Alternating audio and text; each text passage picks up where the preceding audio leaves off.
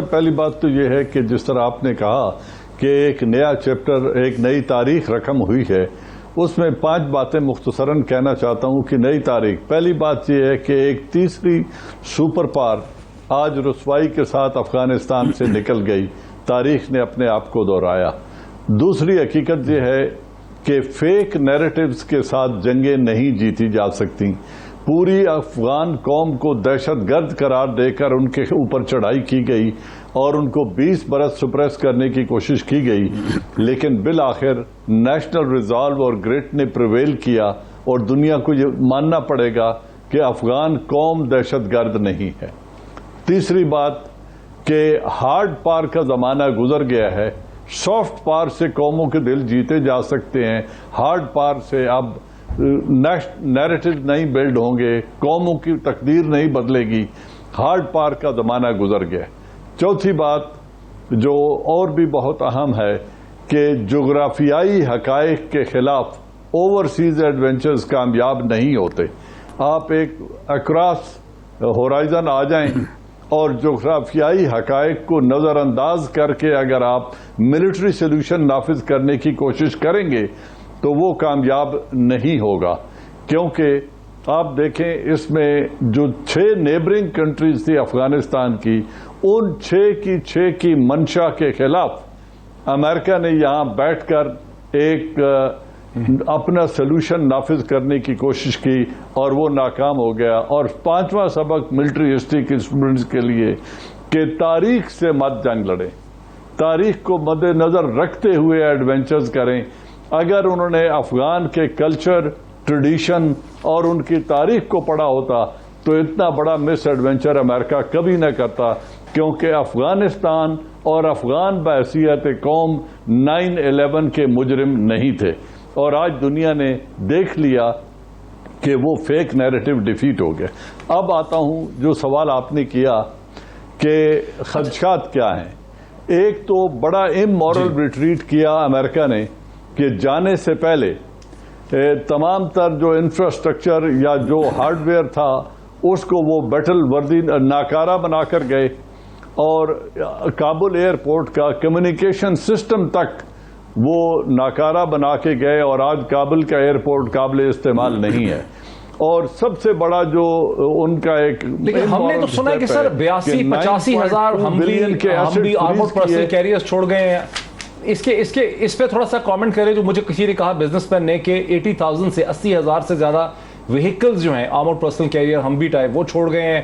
5 پتہ نہیں ہیلی کاپٹر جو ہیں اس کے بلیک ہاکس، اس طرح یہ صحیح نہیں ہے. بلیک ہاکس اور شنوکس وہ چھوڑ کر گئے ہیں، لیکن موسٹ لائکلی انہیں بیٹل وردینس نہیں چھوڑا، اور ان کے اندر سے جو سینسٹیو آلات تھے وہ انہوں نے اتار لیے ہیں، اور افغان ایز اے نیشن اور as a armed forces in کو استعمال میں نہیں لا سکیں گے جب تک امریکہ ان کی معاونت نہیں کرے گا.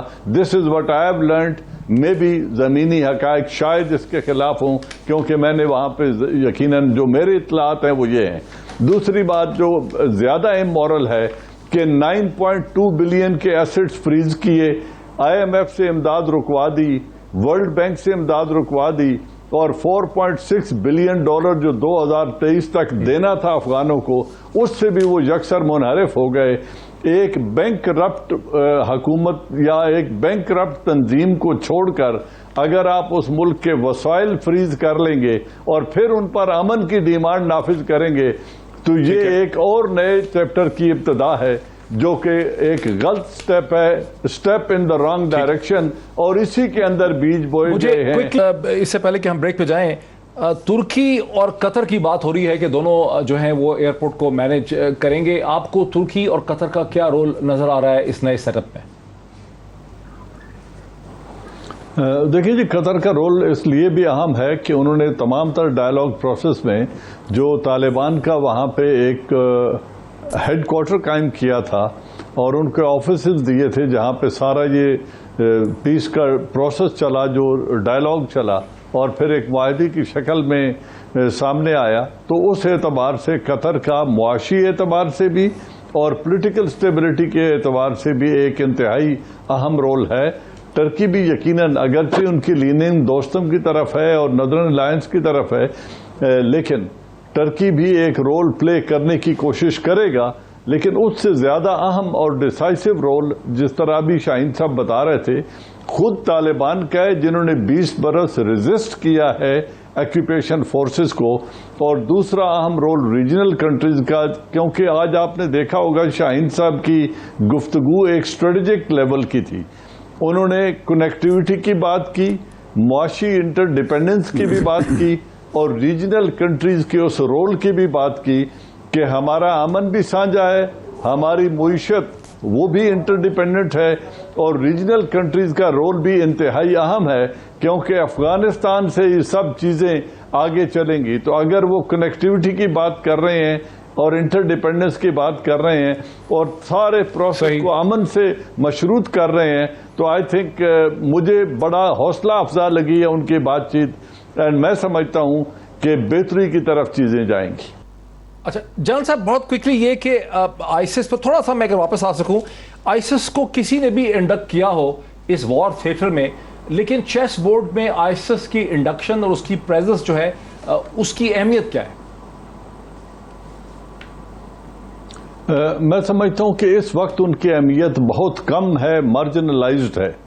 اس کی وجہ یہ ہے کہ جو طالبان کی اکثریت ہے، جنہوں نے ریزسٹ کیا ایک سپر پاور کو اور آج وہ حکومت قائم کرنے جا رہے ہیں، ان کی اپنے معاشرے میں انگریس اتنی زیادہ ہے، جسے ہم انٹیلیجنس لینگویج میں انگریس کہتے ہیں، ریچ اتنی زیادہ ہے کہ وہ ملک کے کسی بھی خطے سے اس وقت وہ اطلاعات حاصل کر سکتے ہیں کہ کون سے فارنر، کون سی تنظیم، کس وقت کہاں کتنے آدمی موجود ہیں، اور ان کے خلاف ایک ایکشن انیشیٹ کرنے کی صلاحیت بھی طالبان میں ہے. تو طالبان ایک ایسی قوت ہے جس کو ریزسٹ کرنا آئیسس کے لیے افغانستان کے اندر میرے خیال میں ناممکن حد تک پہنچ چکا ہے.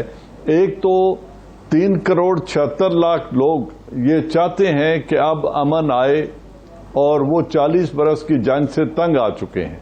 ریجنل کنٹریز کے لیے آئیسس کے لیے کوئی سپورٹ یا امید نہیں ہے. تو اگر وہ ریجنل کنیکٹیوٹی سے لا تعلق ہو کر اور خود افغان حکومت کے مفاد کے خلاف جنگ کرنا چاہتے ہیں، تو وہ 10,000 کا فگر جو کوٹ کیا جا رہا ہے وہ تبدیلی نہیں لا سکتے زمینی حقائق میں. روس ان کی مدد نہیں کرے گا، پاکستان، ایران، چائنا، ازبکستان اور تاجکستان، ان میں سے کوئی بھی نہ ان کی معاشی مدد کرے گا، نہ لاجسٹک کی امداد کرے گا، نہ ان کو ویپنز دیں گے. تو ان تمام سے کٹ آف ہو کر وہ افغانستان میں کوئی بڑے تبدیلی لانے کی اہلیت نہیں رکھتے. یہ میرا کنکلوژن ہے. دا ٹائم انشاءاللہ وڈ پروو می رائٹ.